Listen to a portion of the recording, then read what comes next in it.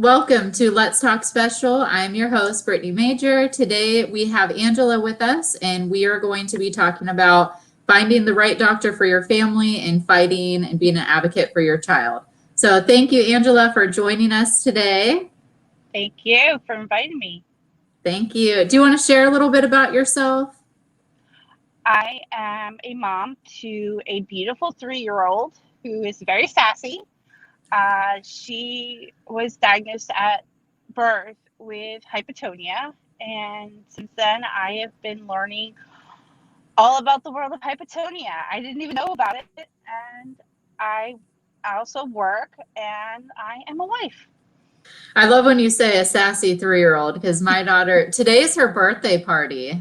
Oh, And look. she's going to be 4, and you think 3 is bad. Everybody says it gets easier when they turn 4, and I was like, really? Because her sassiness is coming out a little bit more than what it did before.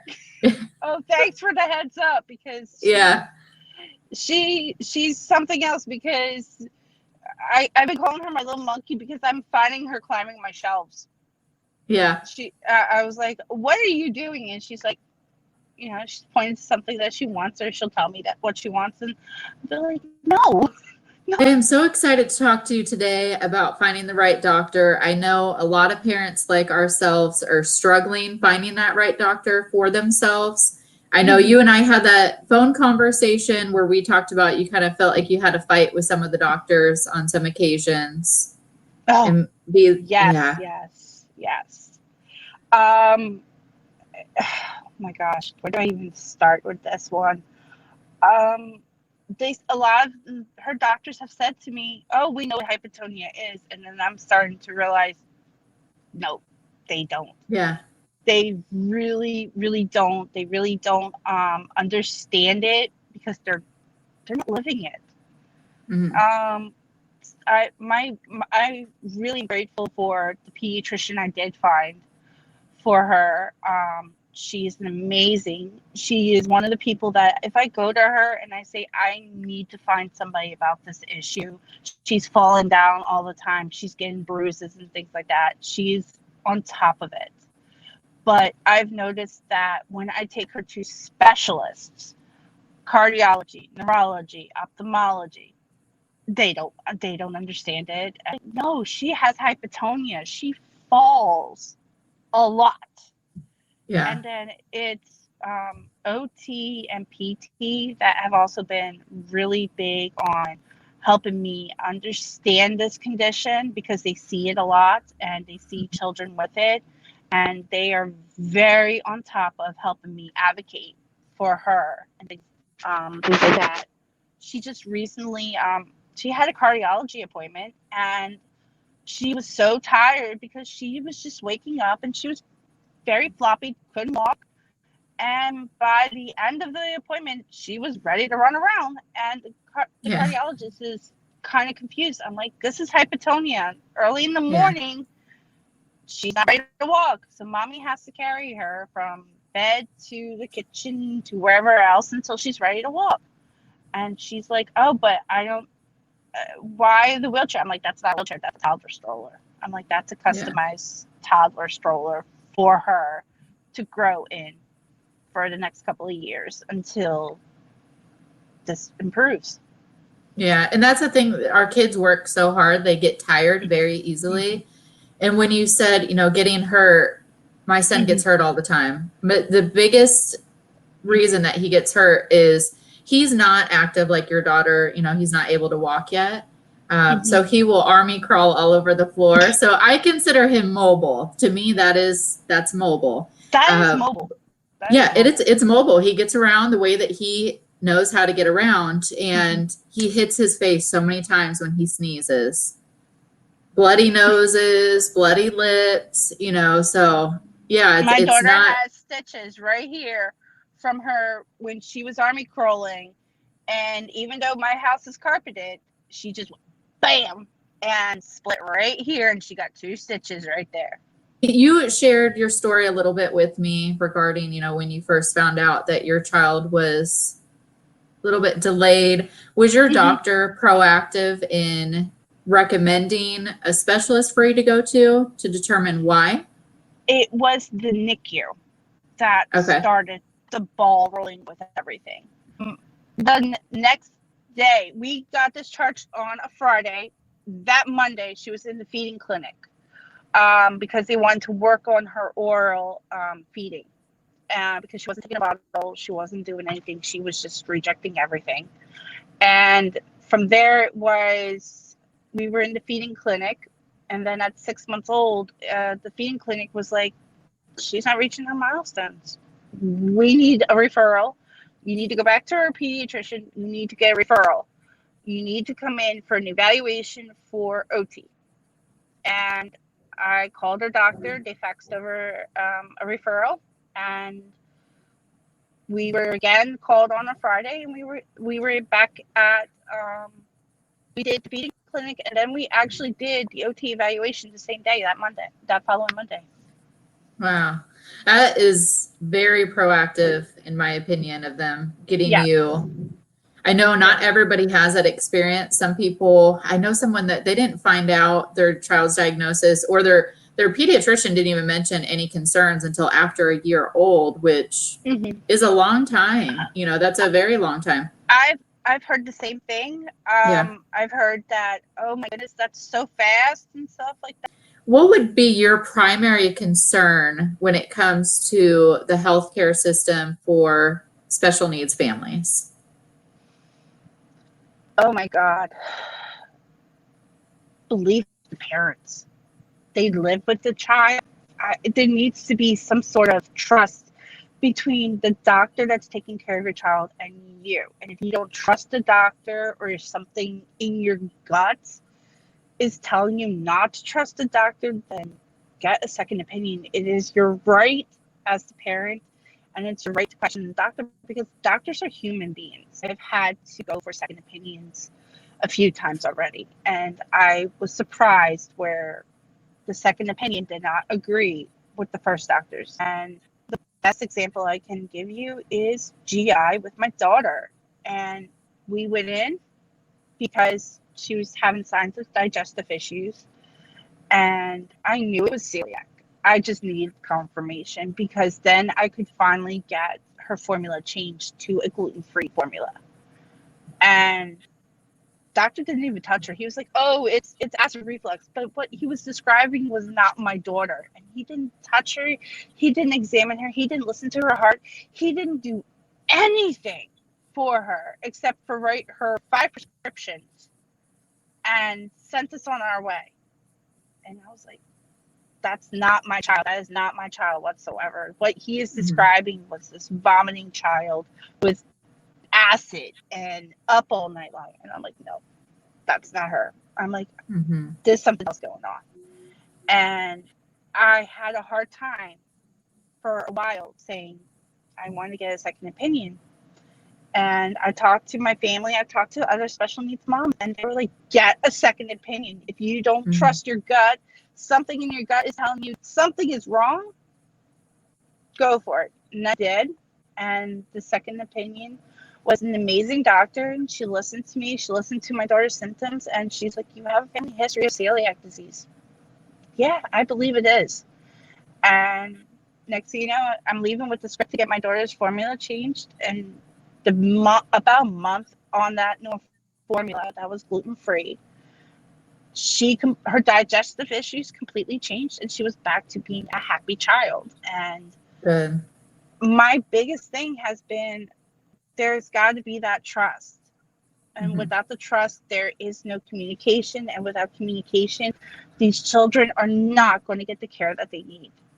Why not investigate the complaint, the concern that the mother is bringing to you? Because we are trusting you. We're not doctors. We maybe, Google online experts and stuff like that, but we are not doctors. We did not go to school for 8 years and stuff like that.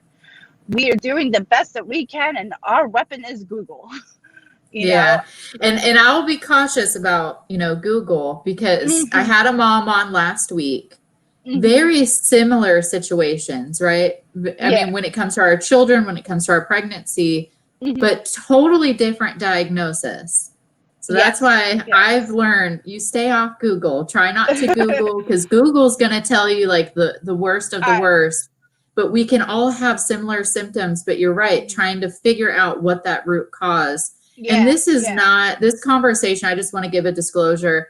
It is not to bash any doctors, right? It's to share our experiences, our feelings, because I feel like it's very important for doctors to know how families are feeling when it comes to the special needs community.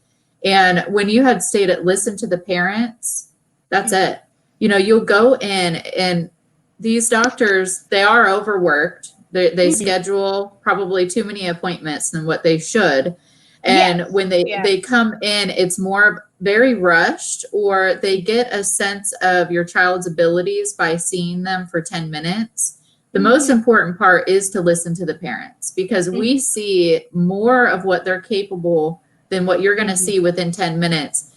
And sometimes these kids, they don't want to perform at those doctor's appointments. No. They just don't. So if they don't do it within that time frame, it doesn't mean that they can't do it. It means that they're not wanting to, because it's not within their comfort zone. So yes, that's one of my best weapon with my daughter is video. My phone, my camera is my biggest weapon in describing my daughter sometimes. I've gotten her at her worst. I've gotten her at her best. And I'm telling you, those videos, I show her pediatrician all the time. I'm like, okay, here's her at her worst. Yeah. Because one of the things that I can tell you was the hardest was getting that stroller. It was so hard. It was so hard because they didn't really felt that she needed it. And I'm like, look at her in the morning. Okay, after 10 o'clock, she is a wild woman. She's up my walls. She's up my shelves. But before that, she is this child that needs to lean on you, not walking very well sometimes. I'm like, from the time she wakes up, it's like she needs to take a second nap, or go back to sleep for a little while, and she'll just lay there like this for a little while, eyes closed and stuff like that. You're making her breakfast. She doesn't really want to participate, and she likes to cook, but she doesn't want to participate. And I had to show them this, and then I had to show them that this child, we took her down to a boardwalk, and kids her age were running down the boardwalk, and she's like, up, I can't walk anymore. My legs hurt. I'm in pain. My child can describe pain. And that is scary. And that is hard. And I'm like, I got to do something. And strollers were not supporting her. It was actually making her worse. She was becoming very flexible in her hips. Like, she would just fold over like a pretzel.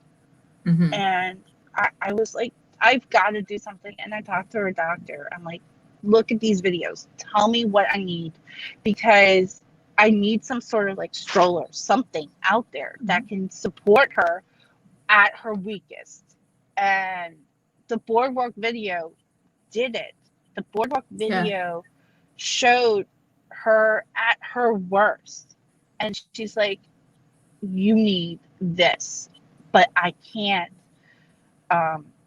get it for you just by my signature. She's like, you have to go to a seating clinic, and you have to show them this and show them her worst. And when she went, she was at her best. And I had to say, this is her worst, and show them the video. And that video was like, okay, we will help you and everything. This is her worst, and show them the video. And that video was like, okay, we will help you and everything. So sometimes you just have to pick it up and take a video. Yeah, and even when it comes to the opposite side, right? Your doctors are seeing her at her best. You want to show what they're not seeing. Same goes the opposite way. If, like, physical therapists, right? If they're seeing your child at their worst and they're not seeing them at their best, they're thinking they're not able to do these things. So my advice would be, just like you had stated, get that video camera out, show them. Because there's nothing more frustrating to a parent when you have a doctor or a therapist trying to tell you what your child's capable of when you know that they're capable of so much more. Yes. So I've Yes. had to, when I'm doing our physical therapy exercises at home, I bring that camera out and I'm showing them, see the difference between working with you and working with me of more of a private setting. This is what we're able to accomplish. And just by doing that, we've been able to check off a lot of our goals, because they may think that they're not achieving those goals, but they actually are. So thank you for sharing. That's very good advice of making sure that you're documenting your child to show to your doctor, to let them know this is my concerns, or this is what we're celebrating. There was times where I cried and I'm like, I want the child that can run around and stuff like that. And that was my prayer for months and months and months, when she wasn't doing anything, when she was just laying in that chair looking at me. And I'm like, you are so happy, then I'm going to be happy for you, because you are so beautiful, so happy. I'm just going to love on you and take care of you. And I don't care if I have to spend a couple of hours at 1 o'clock in the morning because you're hungry. I'm just going to do it. And she has flourished beyond what those doctors have said. They told us she was never going to walk. She wasn't going to talk. She was going to lay there in that chair. And I wish I could say to them, guess what? This child is climbing my shelves.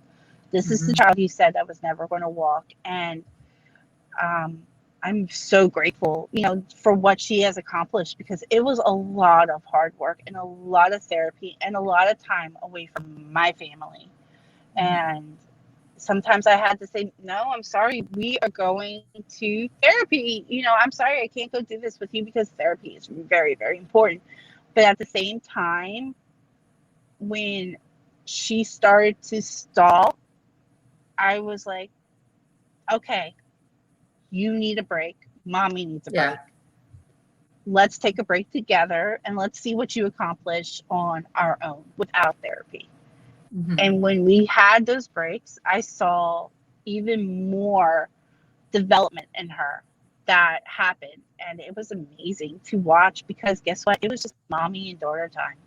And I did have to go back to work, and I did get to miss some, but I got, family that took pictures and was like, look at what she's accomplishing today. And I'm like, yay, these small milestones that we were told that she would never have. And she's having them, and she's amazing. My advice, if you have a doctor telling you what your child is not going to do, you need to find a different doctor. I personally have not had that experience where any doctor has told me what our son is not going to be able to do. If they did, I would not be with that doctor. I am a woman of faith, and the only person that is going to tell me what my child is going to do and not going to do that's God. He's the only one that knows. So, and I have had faith this whole time that Major is going to hit these goals, and our children are always going to be on a different timeline than the standard milestone, right? We are on different time zones. And I like how you had stated, that you wanted that child that walked. But after seeing how happy your child was, you just, you couldn't be more content with that. And that's all any parent wants. They want their child to be happy. That is the most important thing. And if they have a disability or they don't have a disability, they can still find happiness. That does not put a mark on them, I found more joy in, it's going to sound crazy, but I found so much happiness when we were just laying on this pad and she had her feeding tube in and she was just happy and smiling. And I'm looking at her and I'm like, okay, I get the picture. You want to go at your own time and not the doctor's schedule. You don't want to go buy a textbook. You want to create your own path. And she did. She made her own path in her own time, and we call it Wendy time. And there's no changing it. And I tell when we go in and the doctor, I love her pediatrician so much. She said to me, she's like, so what's Wendy time schedule looking like? Because we got to hit this milestone. I'm like, we're not there yet, but we're working on it. We're not there, but we're working. And I know you had mentioned that your doctor is very proactive in recommending you to do PT, OT, all the works. Mm-hmm. You had stated that you started at 6 months. What was your experience with the PT, OT? Did you feel that you were getting adequate support for your child? PT was the hardest to prove that she needed it. Okay. She got evaluated, and they were saying that she didn't need it. She didn't need it. She didn't need it. She did get 2 months of it at one point for a little while. OT, she started right away and was amazing. We started seeing changes in her development right away. When we started, it was like, in the beginning it was kind of slow. I'm like, why are we doing this? Why are we doing this? But then I noticed the more that we were doing it, the more she was playing with her toys at home. The more she was picking them up, she was liking the sounds and the lights and the stimulation and stuff like that. And it was no longer more me shaking or making animals talk with weird voices and things like that. It was literally becoming her wanting to do it. And then she started making more sounds. So the development in PT was, OT was amazing.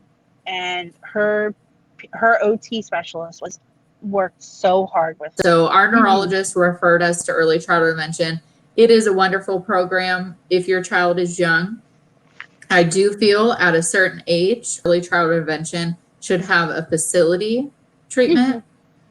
Our son's about to be 2 years old. He is becoming more interested in wanting to do these therapies. And we're at a point where it's time to transition from in-home therapy to more aggressive in-facility therapy. Therapies for family of the middle class. It needs a lot of work. It needs a lot of work. The insurance cutoff is, I've learned a lot this year. And unfortunately, you don't know this stuff until it actually happens. We decided to switch from my husband's insurance over to mine because we thought that the benefits were going to be a little bit better when it came to the out of pocket. One thing, if you have two working parents that have insurance provided by their employer, you have your child on both of those insurances. One for a primary and one for a secondary. Because what I learned is through my insurance, we get 100 therapies, 100 therapies a year. That's it. Some insurances will allow your doctor to write a prescription that you can add on additional therapies. Mine is a hard stop. So after 100 therapies, which he exceeds at this point, and our whole purpose is to increase the therapies, not decrease it. But when you get to that 100 therapies, that's it. And now you're having to pay out of pocket. When your child is doing 3 therapies a year or a week, I mean, 100 therapies give, with 52 weeks out of the year, that gives you like 2 therapies a week. We're at 3. We're wanting to increase. Right now, we're going to have to pay that extra therapy out of pocket, which it's not cheap. For an hour session, you're looking at about $128. Yes. My daughter, because I wasn't working, my job shut down when I was pregnant with her. And so they based everything off of her father's insurance and his income and everything. So she had temporary SSD insurance. So we had her on her father's insurance. And then what happened was he got a 5-cent raise and they kicked her off. And then I was like, I went back to work, and then they were like, oh, well, you definitely don't qualify because you went back to work. I found a job when she was 6 months old, but I'm so fortunate that my job, I work part-time, and I'm able to take her to doctor's appointments. I'm able to schedule around that. But it was shocking because right now my job doesn't offer me insurance because I'm part-time. But we did have an insurance change. The state changed who they were working with, and they dropped her primary, and they put her on this other one, and they were saying, oh, she doesn't get unlimited visits anymore. She does not get certain therapies because they feel that she doesn't need them. And I'm like, no, she needs this stuff. Right now, she's at a good point, but when she has to hit the next milestone that's coming up, she may need the help, and this is going to help her hit this milestone. And they're like, oh, nope, sorry, no can do, and everything. And even during this transition from the one insurance to the other insurance, we even lost the company that was building her stroller. The insurance company said, stop building it. She's not getting it because you're not going to have it done on time. And we got a letter that said that they were no longer building her stroller, and that we were going to have to prove to the new insurance that she needed it. And it took us about 6 months to prove that she needed it.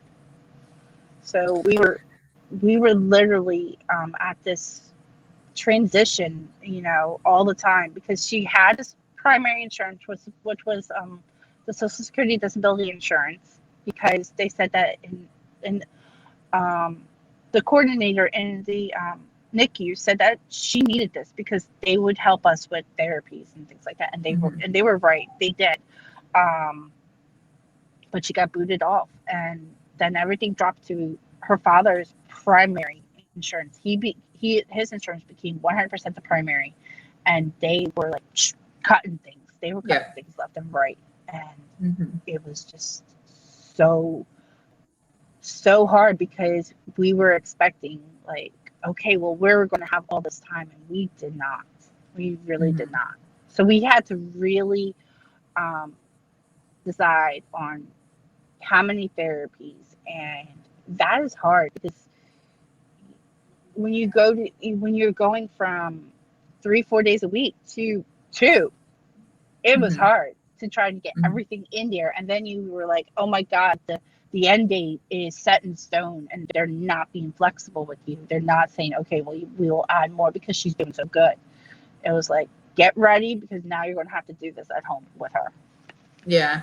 And I will say one thing that I did learn, if you're not aware, you can delegate your therapies. So early childhood intervention, they can go off of a household income sliding scale, and based off of that household, and there's also a lot of write-offs that you can do to reduce that price, where your insurance, you can't, right? There's no write-off for your insurance. No. But you can do these write-offs and come to a price. I think our monthly charge is like $69 a month, right?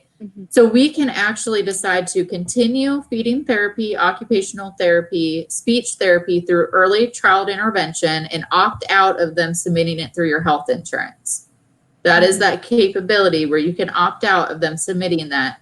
That way you're reserving those 100 therapies for what you feel is the most important, which for our situation, that's physical therapy, in facility physical therapy. So that is our goal. If people aren't aware, there are those workarounds. You can sign a form to opt out of your insurance. You can pay that monthly charge. For us, $69 is totally worth it, especially when you're looking at $128 for one therapy session of out of pocket. So it's delegating which ones are more important. In home, you can do that occupational therapy. You can do feeding therapy and speech therapy through Zoom, because we also live in a world of COVID right now. So a lot of the early child intervention have scaled back, and you're doing that in-home through Zoom.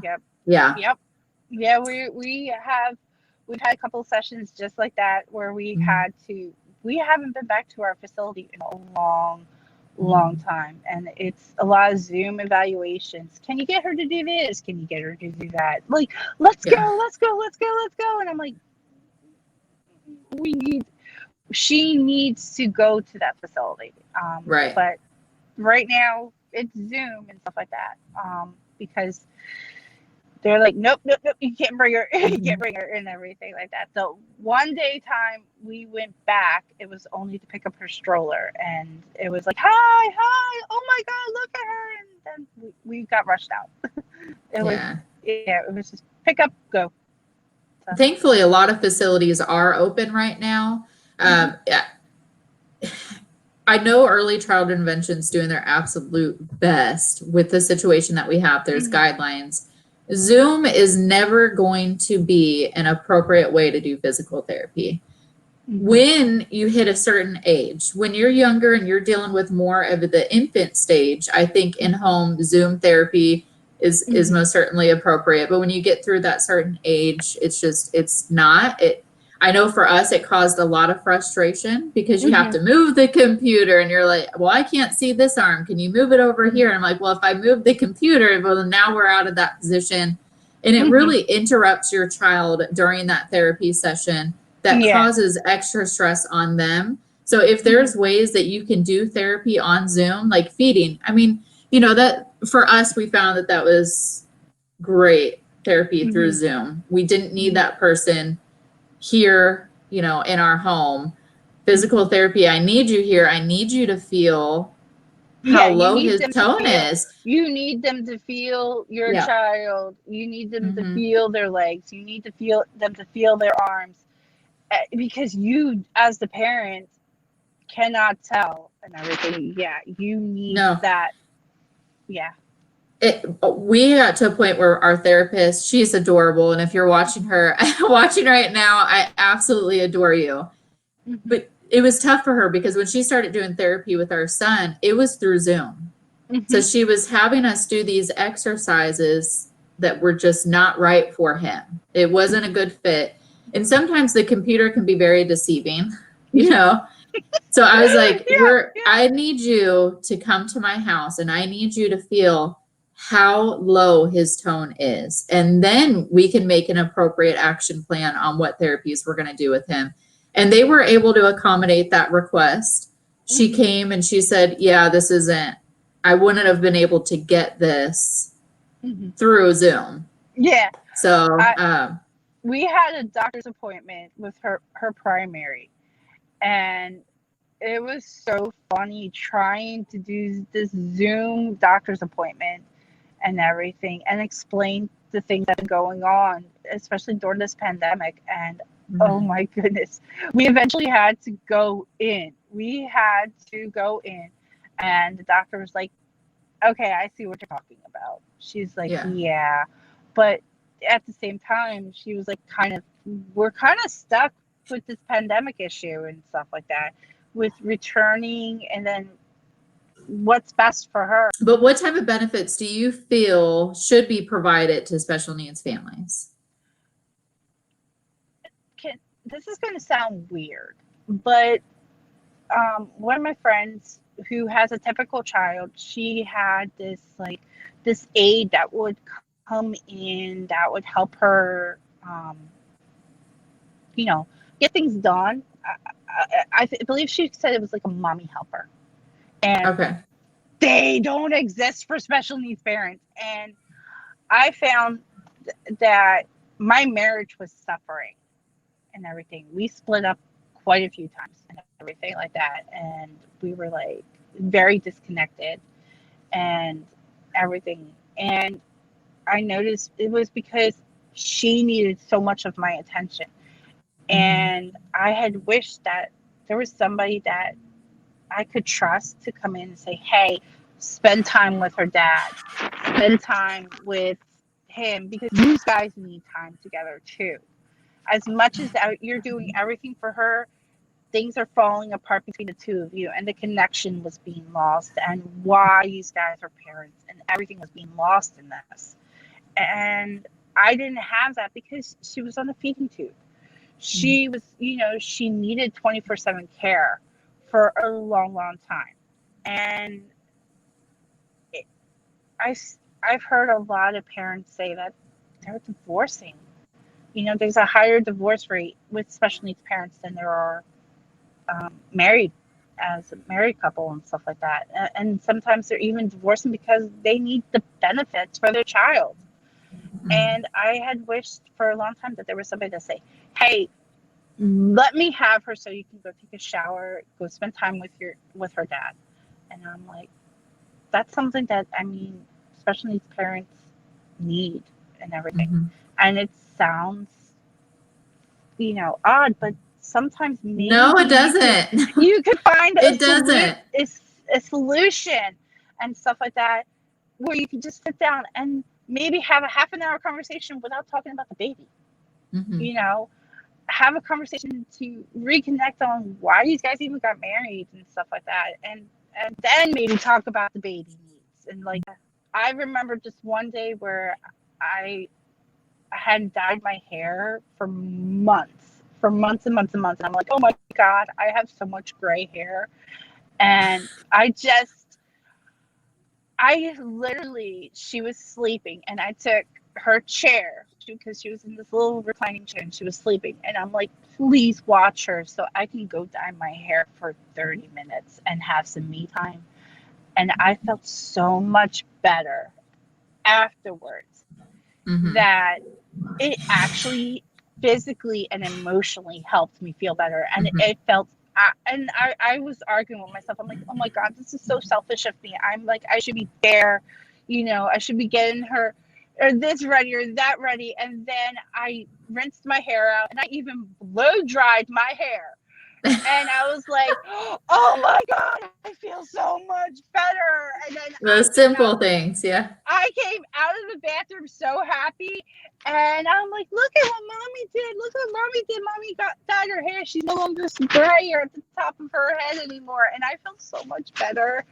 And it didn't feel like a selfish act. It felt like I was just taking care of myself a little bit. It is not a selfish act. Self-care is the most important care. It is never selfish, but I understand mom guilt is real, right? Yes, mom guilt is real. If anybody follows me, I am very much into fitness. Me and my husband work out every single day. And it wasn't until after our son was born, our second child, where I started to get into fitness. And at first I would involve the kids because I felt bad. I was doing something for myself. I'm at a point now where I'm like, I need mom time for 30 minutes. Yes. That is it, where it's just me, my mental stability. So never feel bad, never feel selfish. I know mom guilt is real, like I said, but self-care is so, so important. Well, thank you so much for sharing everything that you shared with us today, Angela. It was a pleasure speaking with you. Thank you so much again. Hope you have a great rest of your day, and we'll keep in touch. You too. Yes, please do, because you are amazing.